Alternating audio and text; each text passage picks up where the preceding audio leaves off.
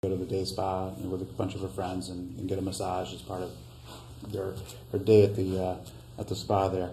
But you talk about massage therapy, and there's a big difference between the occasional massage and massage therapy. Well, explain when that to me. I first graduated from Bancroft School of Massage in 2001, I jumped right into working at a spa atmosphere, and massage. We do massage therapy there also. It's not just massage.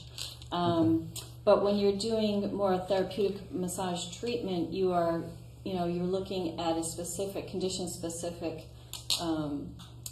approach to the person, whether they've been injured from their job or during a sport activity, and so you're massaging the person with a more trying to really address the issue instead of just like a fluff and buff massage, make them feel good, just like a relaxing massage. You're getting in there and you're doing a little more deep tissue work, really addressing the problem. Excellent.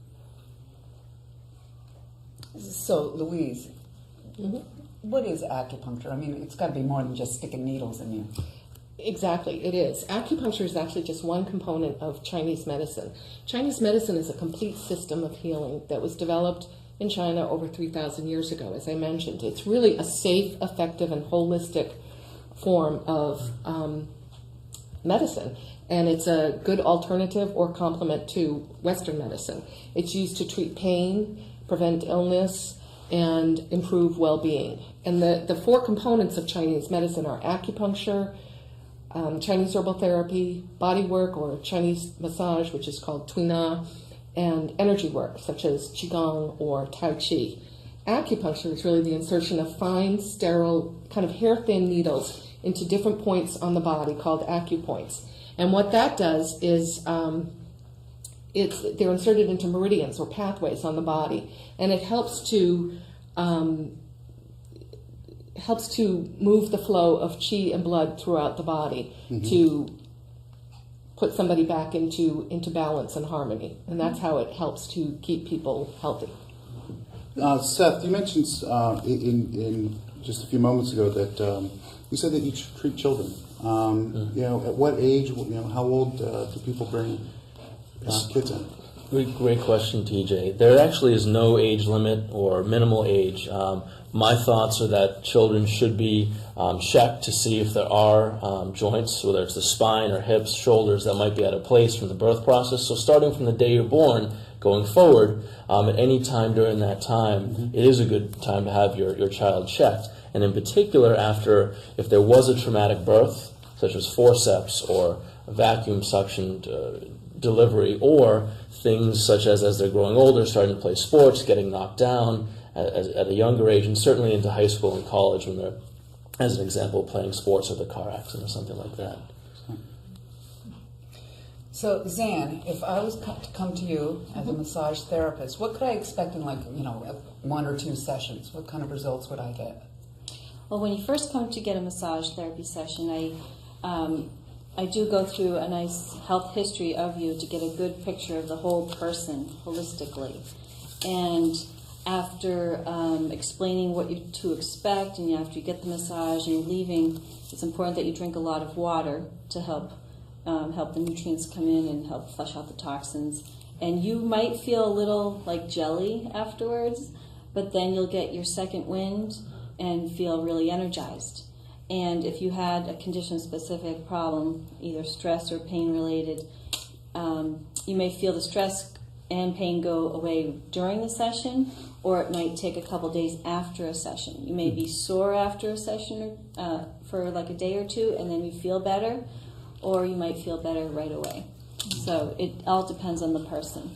I got a little flack from this before we started the program today, but I wanted to go with what is the term qi? What does that mean? Qi, that's a good question. Qi is basically life energy. Everybody has it. It animates the body and what makes you alive.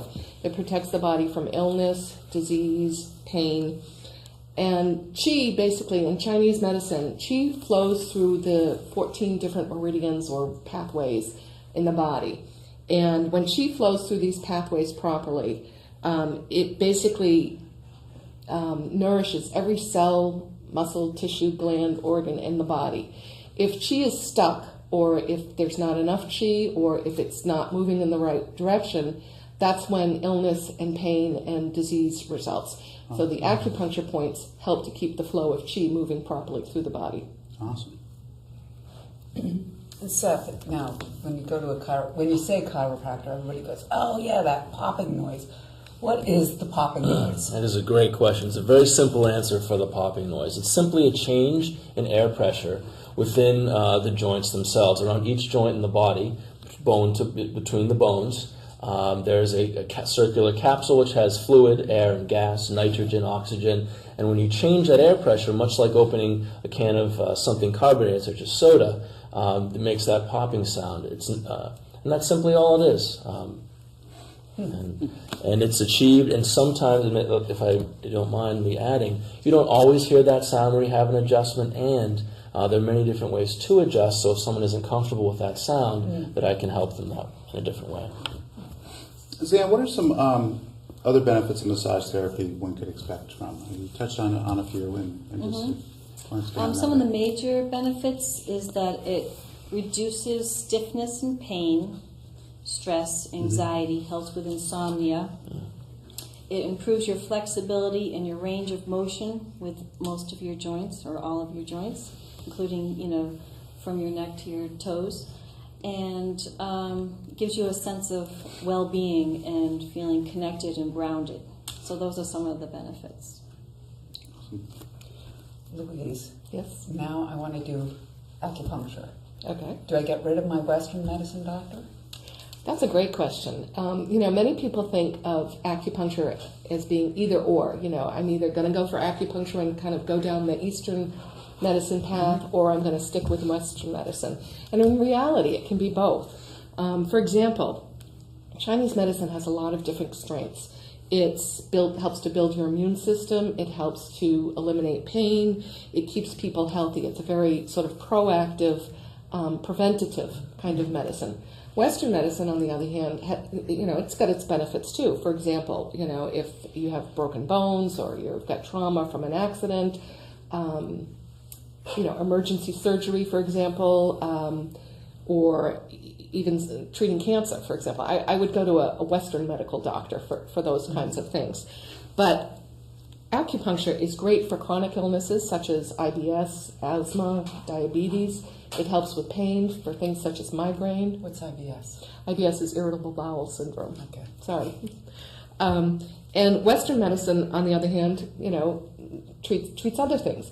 But, for example, Western medicine and Chinese medicine are being used for things like treating women who are undergoing IVF treatments. Now, IVF is obviously a Western treatment, but there's proof in the Journal of Sterility and Fertility that if you add acupuncture to people that are getting IVF treatments, it improves the efficacy by 50%. So, Wow. yeah, so you can use both. Seth, is there different methods of practice with chiropractic? Is there, to put it bluntly, is there more than one way to make an adjustment? Absolutely, there is. There are probably, and I can think, off the top of my head, I can probably name 5 or 6 traditional, what's called diversified adjustments, where you might